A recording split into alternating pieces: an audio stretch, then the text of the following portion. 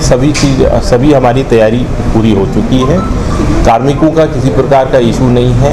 Apps है, model code of conduct कल से लागू हो गया है। अगर किसी तरह का वायलेशन होता है तो सी विजिल ऐप के माध्यम से या 1950 पे कॉल करके लोग अपना कंप्लेंट रजिस्टर कर सकते हैं और 100 मिनट्स में उसको रिड्रेसल किया जाएगा। जो FSP SSP टीम्स है उसको एक्टिवेट कर दिया गया है और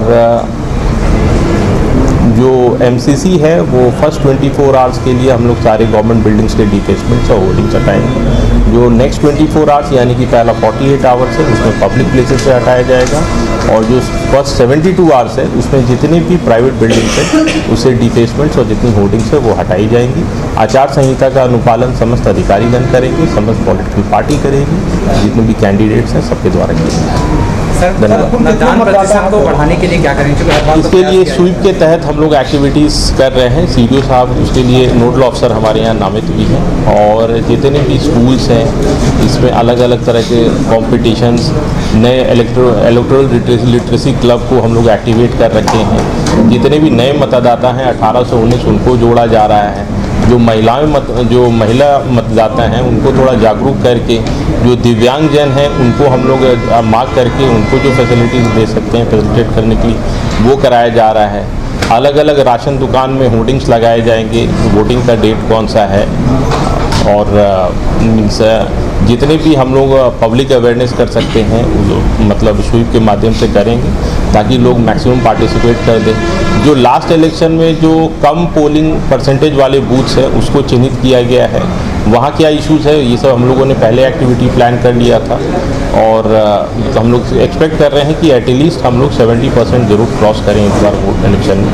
और इसमें मीडिया का भी बहुत सहयोग हम लोग एक्सपेक्ट कर रहे हैं, पहले भी रहा है और हम लोग श्योर हैं कि मीडिया भी अगर इसमें हमें सहयोग कर देगी तो हम लोग 70% देखा जाए गोरखपुर में कोई जागरूकता अभियान नहीं हो रहा है मतदान। ये अभी रेगुलर फेजेस पे चलेगा और जितने भी स्कूल्स हैं जितने लोग पार्टिसिपेट कर रहे हैं सबको इन्वॉल्व किया। सर सबसे ज़्यादा पिछली बार देखा गया शहरी मतदाता घर से बाहर नहीं निकलते, तो शहरी मतदाताओं को निकलने के लिए किस तरह से? इस बार उनके लिए हम लोगों ने एक तो ये प्लान किया है जो वोटर स्लिप्स है ये टाइम से सबको एटलीस्ट हम लोग 5 दिन पहले डिलीवर करा दें, at least 5 days before they will have. उसके बाद हर जगह हम लोग थोड़ा नुक्कड़ नाटक कराएंगे, लोगों को जागरूक करेंगे ताकि मैक्सिमम से मैक्सिमम निकल सके। भारत निर्वाचन आयोग द्वारा कल 16 तारीख को लोकसभा इलेक्शन 2024 की घोषणा की गई है।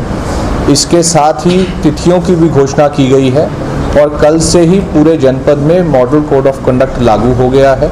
हमारे और DM साहब द्वारा सभी राजपत्रित अधिकारियों की एक मीटिंग कल ही करते हुए इसके प्रावधानों की जानकारी दी गई है और इन सभी प्रावधानों का कड़ाई से पालन करने का निर्देश भी दिया गया है।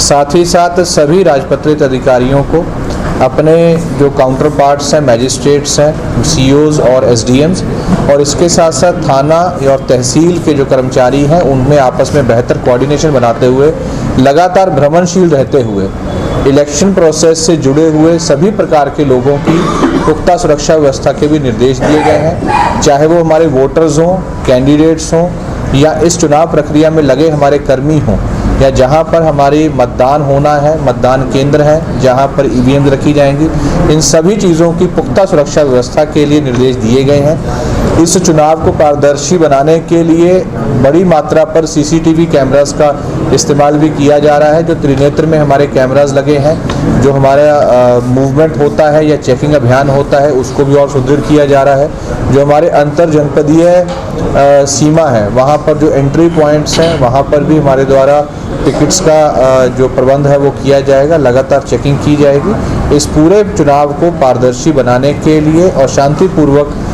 इसको संपन्न कराने के लिए सभी प्रयास पहले से भी चल रहे हैं। इलेक्शन सेल हमारे यहाँ पूर्व से गठित हो गया है, उसकी निगरानी में ये पूरा इलेक्शन प्रोसेस जो है वो सुचारू रूप से चल रहा है। तो कितने सुरक्षाकर्मी लगाए जाएंगे? देखिए जैसे जैसे हम चुनाव के पास आएंगे तो जो हमारे सुरक्षाकर्मी हैं उनकी संख्या तय होगी, एक पूरी बुकलेट तैयार होगी, एक पूरा खाका तैयार होगा, उसमें हमारे